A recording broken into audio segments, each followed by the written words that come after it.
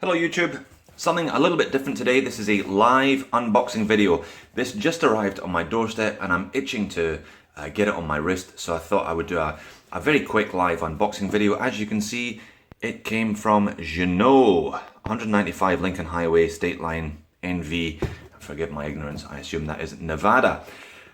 So this is going to be the unboxing of a Ginault Ocean Rover.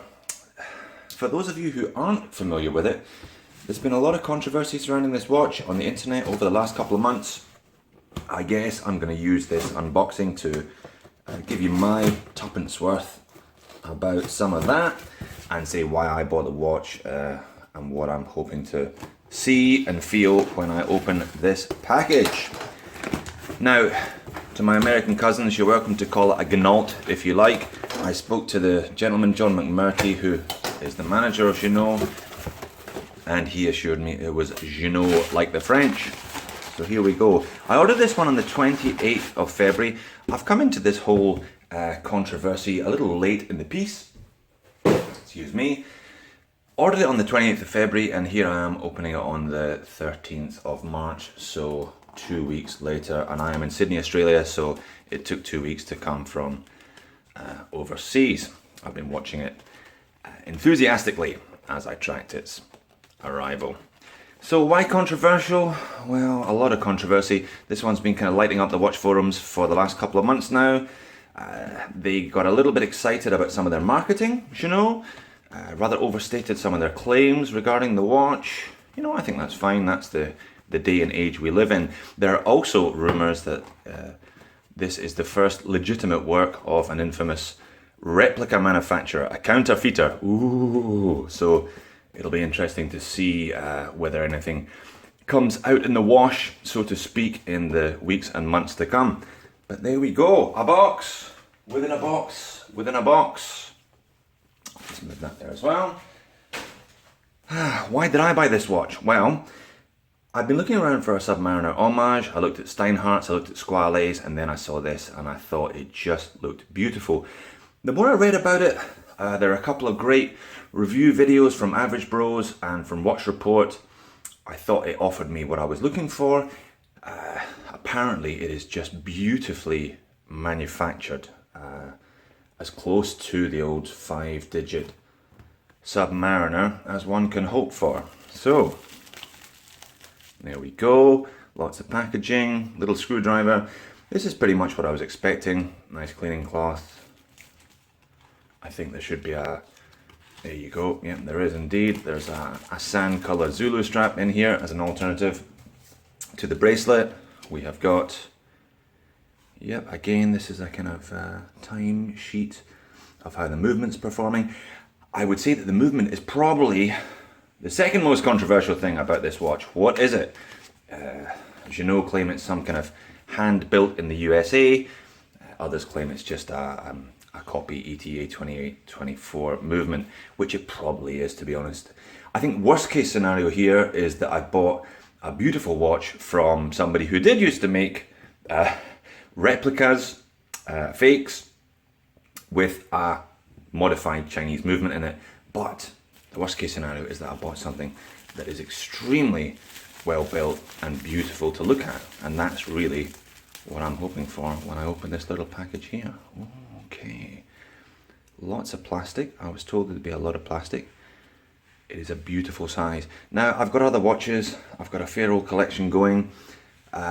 Really, this one is, for me, the spiritual successor to an old pre-Bond Seamaster that I wore for 10 years and just adored. After that, I went to a 44 Tag Heuer Formula 1, just a quartz, no problem with quartz for everyday use. But I'm finding it a little bit large. Oh, forgive me, what have I got on today? The Zombie Apocalypse watch, Casio Tough Solar. I went out trekking yesterday. I'll remove that. Right. Looks good so far, I have to say. Feels good so far. A nice weight to it, a nice heft. Let's do first things first. Peel the plastic off that dial. Ooh. And there it is. Yep, that's pretty gorgeous. Quite a lot of plastic on this one today. Peel off the crown guard. What do we got? We're going to give it a little shake and see if it fires up. Yep, it fires up. There we go, it's not a dead on arrival, which is nice. So it's a Submariner clone. We know that much, an Homage. Based on, I mean, I'm not an expert in Submariners. I can't afford a Submariner. I mean, I've got a Breitling Navitimer. That is the ultimate watch for me. I'm never going to own something more expensive than that, but I just feel it's a bit too fancy for everyday use. I'm looking for something that I can wear every day, all circumstances, like I did with the pre-bond. And I'm hoping that this watch will be it. Now, no reflective coating there on the dial, which is true to the original. I mean, I guess, what is this? It's a mixture of a number of different Rolexes. Oh, look at that case back. That is lovely. Mixture of a number of different Rolexes. I think it's 16110 is the kind of Submariner that it's based upon. There's also the mil sub, clearly a mil sub influence going on with these maxi indices, the sword hands and so on. This little red second hand is a little bit on its own. Nice little flower there, which harks back to some Tudor models, as does this case back. And there's a glide lock from the new Submariner glide lock clasp. So it's a mixture of different things. It's not really a rip-off of one particular Submariner, one might say, but it's a collection of different influences, inspirations, which I think gives it just enough character of its own already. But it's an Homage, you know, how much character do you actually get with something that's blatantly not a Rolex, but trying to look like a Rolex? That looks just gorgeous. I've got a 7-inch wrist, maybe just a little under 7 inches. I find that 40mm is probably ideal for my wrist.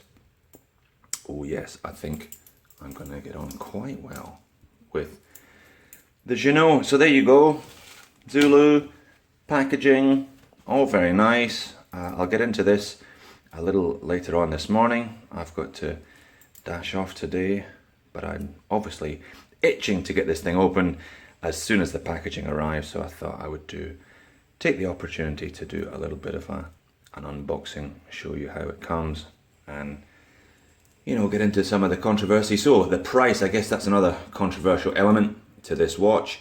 It is priced at $1,299 US. However, I think they're really having a laugh with that one.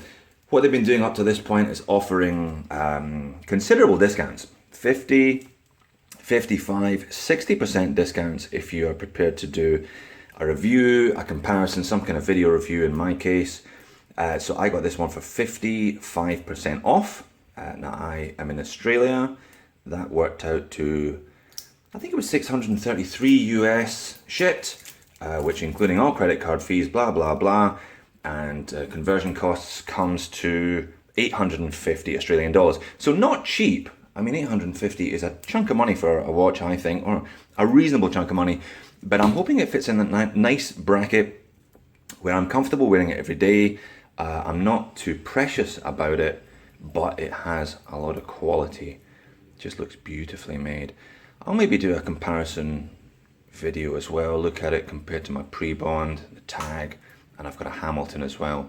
Watches around this price point that I think there's a kind of valid comparison to, or if not comparison, then it's why I bought the watch. So you know, in my mind, there's a valid reason for comparing a few of these watches. Okay, that'll probably do. You don't really want to see me picking off the rest of the plastic this morning. I'm going to wear this for a week or two, and I will report back with a longer video as to how I'm getting on with the watch. Oh, sorry, going back to the marketing, going back to the pricing. Oh, let's do a bit of bezel. Oh, that's pretty nice. I hear you've got to push down on it. There you are, yeah. Push down on it a little bit. Yeah, that's nice. I think they're having a laugh. I think it's a bit of marketing genius, actually, giving people a considerable discount to review your watch. They'll feel special. They'll give your watch a good review if it deserves it. And gradually, you reduce the discount that's available, increase the price until you find the sweet spot, until you find the price that punters are actually willing to pay for this watch, RRP. I suspect they're never going to get $1,300 for this. I suspect they'll get maybe 7, 8, even 900 US dollars at some point for it. Do I consider this a paid review? Well, yes and no. I still paid $850 for the watch, so that's how I'm looking at it. I bought an $850 watch, full price. I didn't buy a 1300 US watch at a considerable discount. I still paid 850 Australian for this. So, all right, that'll do today. I'll see you again for another video in due course. Please like, please comment. I have no doubt there'll be some tasty comments from various people who clearly have strong opinions about the good and the bad of this one. Thank you.